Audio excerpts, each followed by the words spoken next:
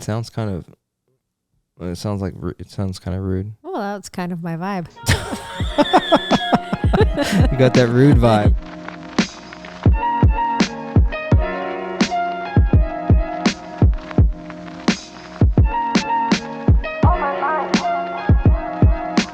Well, you probably couldn't see it, but I just moved our flowers out of the way that I got you for Valentine's Day. Wow. Yeah, they were pretty hero. great, weren't they? Yeah. Can you tell very how nice. the people how they were awesome? They were beautiful. What do you think of the band live? I thought they were great. I did learn though that we should always sit in the balcony Why at is the that? Ryman because everyone on the floor stands up. Yes. And I would prefer to sit down. Yeah. It was a rock show, but we'd like to sit down. Yeah. Just let me have like my nostalgic moment in peace. Yeah. Just trying to relax. Yeah. But I couldn't believe how many people in the audience were older people. Yeah. They were all old. Yeah. And then the band was like, they looked old. Yeah. And then I looked at myself in the Yeah. selfie that we took, and I was like, I'm old. Yeah. So that was weird. But And all white too.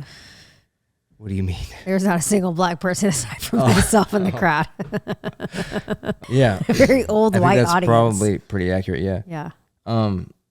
But they were phenomenal. I can't believe how good they were. Yeah. I was like, they have to be on something because They didn't stop. he went so hard. They played 23 songs. Wow. And they literally didn't stop. Yeah, it's I crazy. mean, the most they stopped was 10 seconds between songs to like switch out a guitar. Yeah. And every single person on the band was going so Yeah, hard. it's crazy. It was like an electric show. Yeah. And every rendition of everything was amazing. So I thought it was awesome. Yeah. It's been a while since we've been to a concert. Yeah. Yeah, do you want to jump into some questions that we collected? Well, I think we could first talk about my experience at Redcon.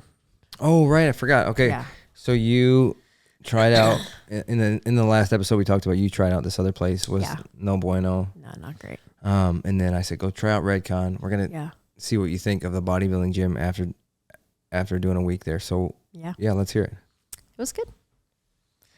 I liked it. They have a sauna, What did you like about it? Yeah. which is a big plus. Lots of machines. I didn't use a single machine. Just Why not? need. You didn't need to. No. Okay. Just free weights. Mm-hmm. I mean, the cables, some treadmill, stair stepper. That's about it. Mm-hmm. And they It's had great. all that. Yeah. And the bathrooms? Very nice. Clean. Big. Sanitary? Yeah. Not sketchy. Yeah, what more could you want? Exactly. From a Well, I would. We're going to want from the gym in general. I meant the bathroom, but yeah, the gym, sure. The bathroom side. The gym, I would have loved a tour. You didn't get a tour. I didn't get nothing. That's because you had I walked in and I said, I got this card that had a handwritten 7-day pass on it. Yeah. They're like, oh yeah, great. Okay, go for it. And I was like, okay, well, where are the locker rooms? And they're like, oh yeah, they're that way.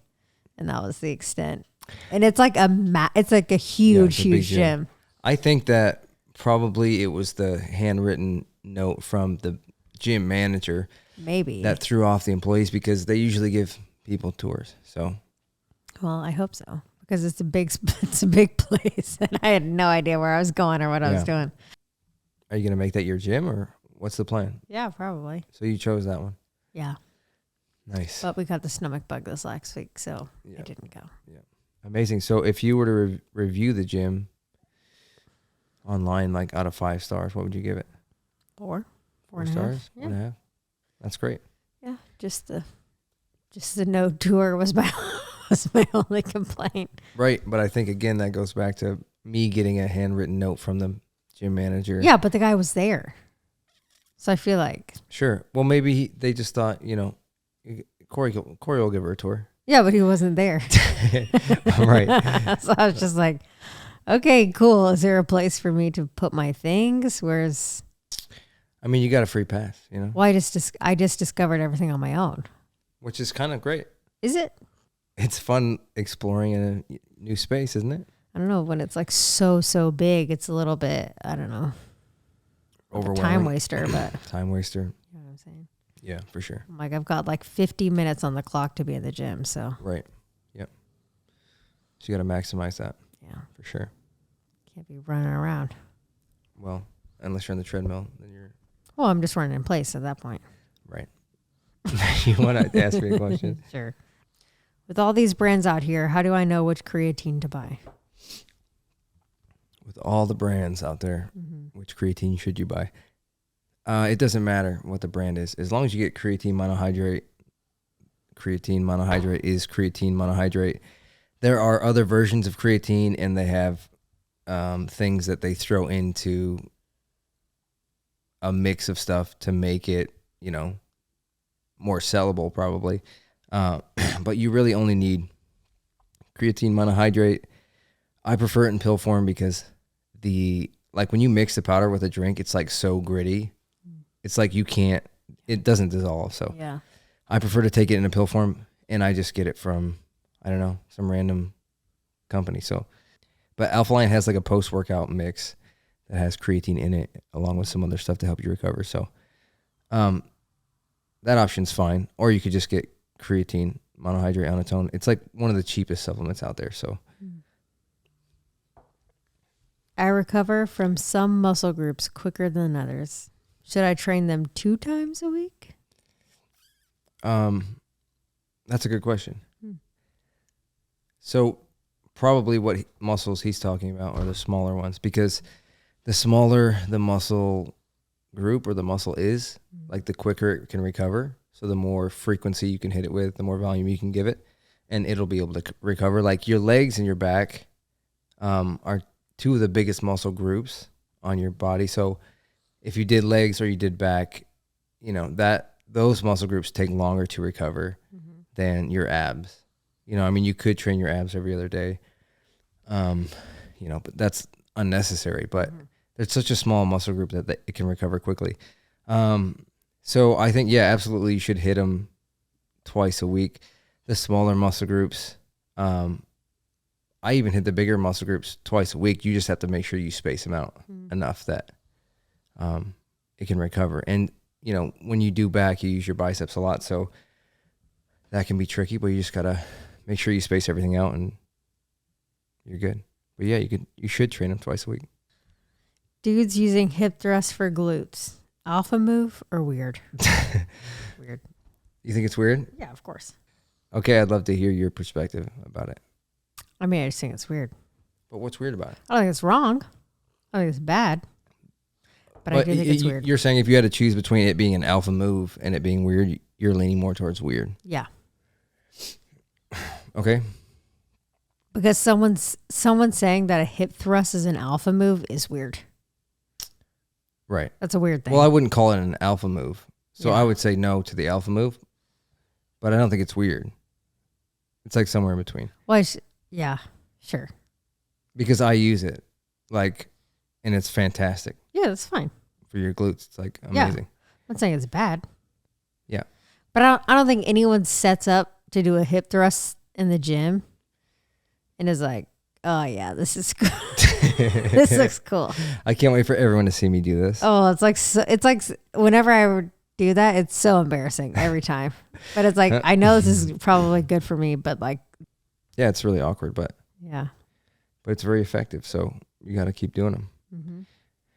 I don't think it's an alpha move. I'm not sure what an alpha move would be, but I think it's somewhere between that and weird. I don't think it's weird for dudes to use it. Yeah. I think they should. What are good indicators that your body needs longer to recover? Good indicators that your body needs longer to recover. What do you think? Too tired. Too tired, yeah. Yeah. That's a good one. Thanks. That's definitely one of the biggest. But it's not the only indicator. Oh. Yeah.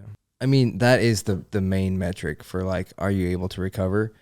And recovery involves rest time, but it also involves, what you're eating, also involves how much you're sleeping. Sleep is a big one. So, if you're not able to sleep, 8 hours a night, 8 to 10 hours a night, then that could be affecting Yeah.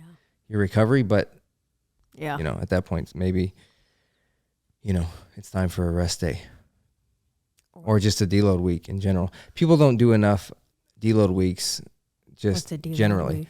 Deload week is a week where you're giving your body like a little bit of a break.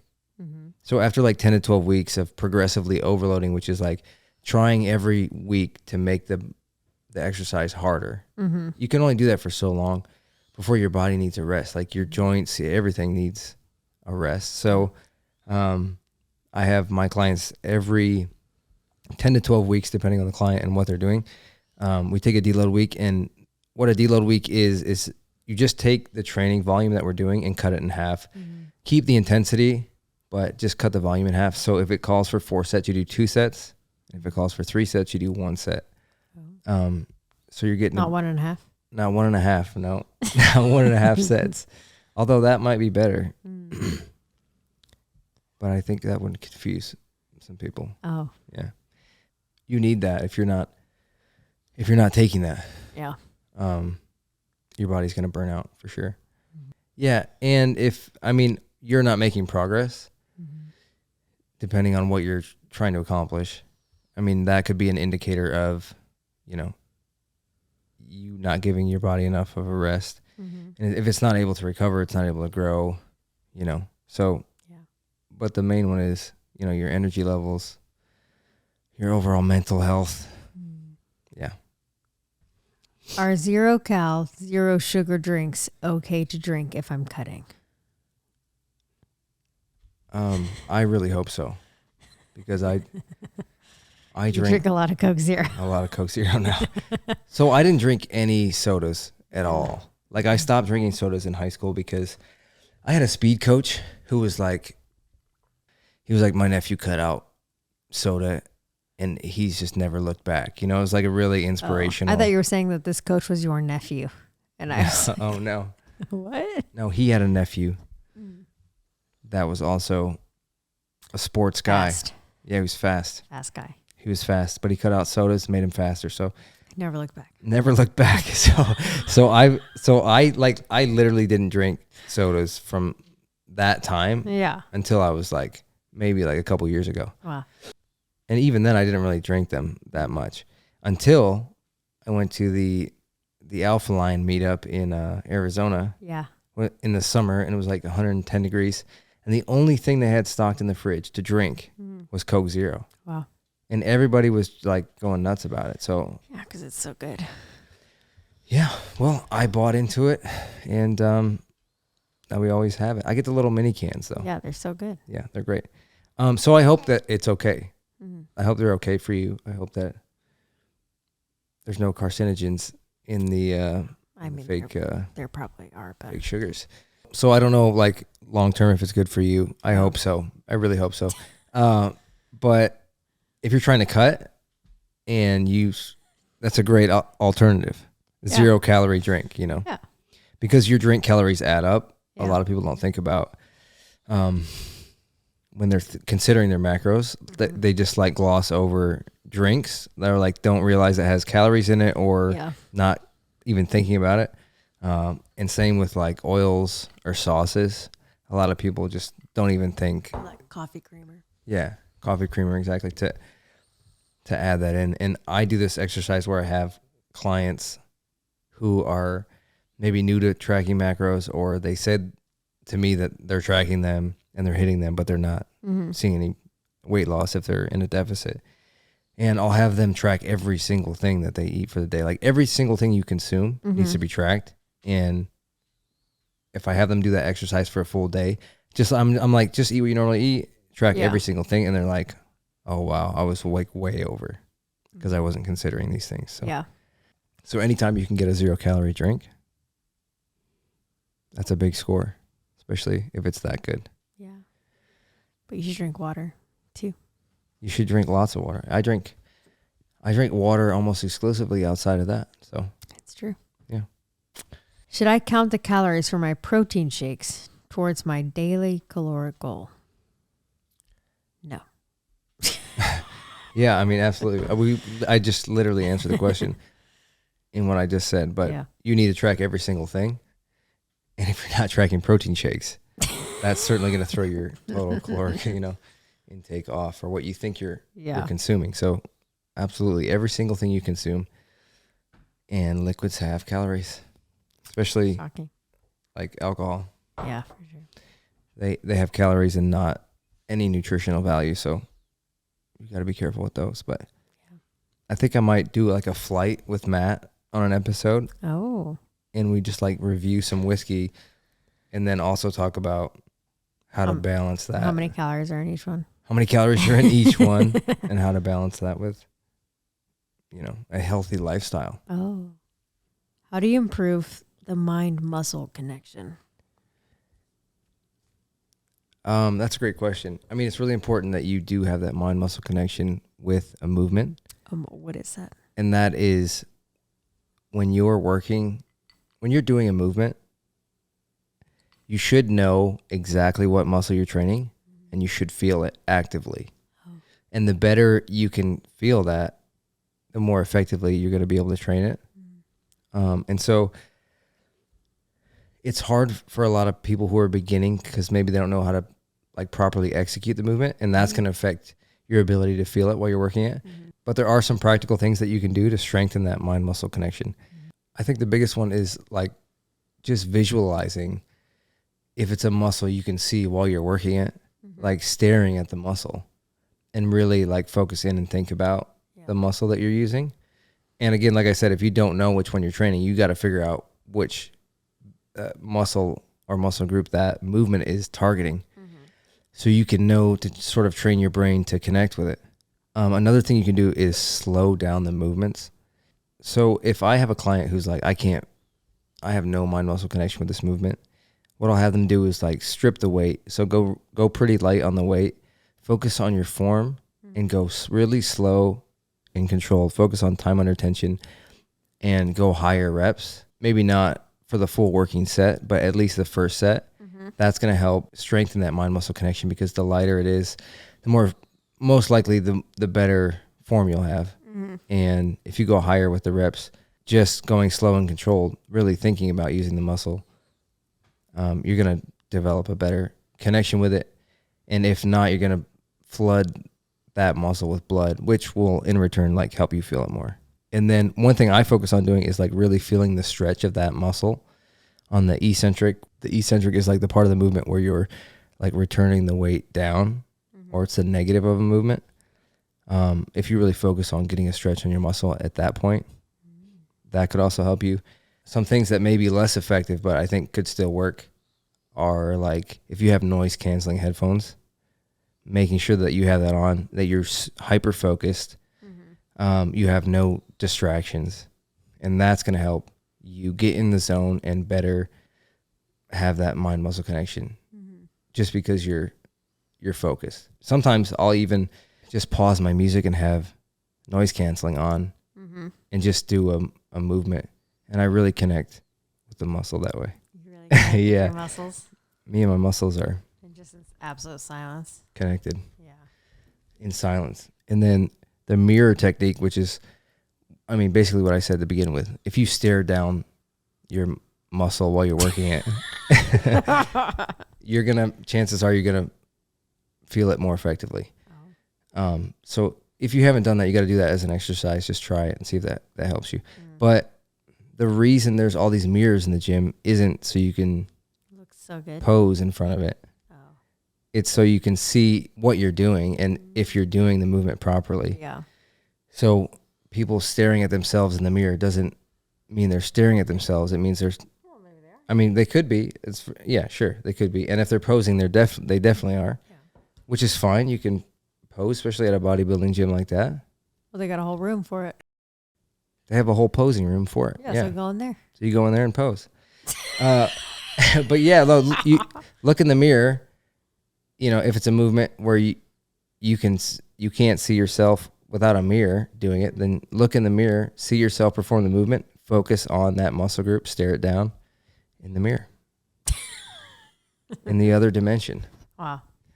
Stare it down and I guarantee you'll feel that mind muscle connection. But it's really important. It is. Because the better you feel that muscle working, like I said, the more effectively chances are you're going to train it. So I'm going to do a series, I think, of videos about the mind-muscle connection, like the rainbow connection. Maybe I'll make a song for it. Well, you have the AirPod Maxes. Yeah. And you could just, I feel like you can choose your silence there. Yeah. I just want to try them out at the gym one time. Oh. Just to see how they do. Yeah. And to see, can I get it even quieter? Mm-hmm. Probably. They work really good. I wear them in the office. You do? Yeah. Everyone's always talking. Everyone's always talking? Yeah. Yeah. So you need them to have some quiet, Mm-hmm. to have that mind-work connection. Yeah. Well, I don't know if those tips will cross over to the mind-work connection, but. Probably not. Can't stare at myself all day. Right. Should we tease some segments maybe? You can. And then I feel like if I tease them, then I have to follow through on them. Yeah. So, well, we thought about doing something called smash or pass, where you show me food. Smash means I'd eat it. Pass means I wouldn't eat it. You guys can figure that out. Well, I think that you should. What do you think about that segment? Well, I think that you should also show me stuff. Sure, sure. Yeah, no, we'll both. Yeah, we'll show each other food. Yeah. Sure. And then I'm asking people for their like most embarrassing gym stories or fails. Mm-hmm. And then hopefully I could get some good stories from them, and we could exploit them in a segment. Yeah. And just laugh about it. I like it. But I mean, I'll offer up my stories. I think we've done one before, so I'm not immune to it. I think. I don't have any stories. What do you think about the segment? You think it'd be successful? I think if people participate. Okay, well, I guess we'll find out. So hopefully on the next one. That's gonna be it. I think we're recovering from a sickness, A violent stomach bug. a violent virus. Yeah, it's not good. So we're gonna probably head to bed. It's 9:20. Yeah, way too late. Feels late. So if you had your own radio show, like, how would you sign off? Well, guys, I have nothing else to say to you. Mm-hmm. And that would be it. That'd be it. Yeah. But sure. But if you're on the radio, you're mostly playing song. I guess it could be talk radio. Yeah. Okay, so what was it? Well, guys, I have nothing else to say to you. It sounds kind of. It sounds kind of rude. Well, that's kind of my vibe. You got that rude vibe. Yeah. That's kind of rude. Must be her vibe. Yeah. This is a podcast for people who do gym stuff, and people other who don't do gym stuff too.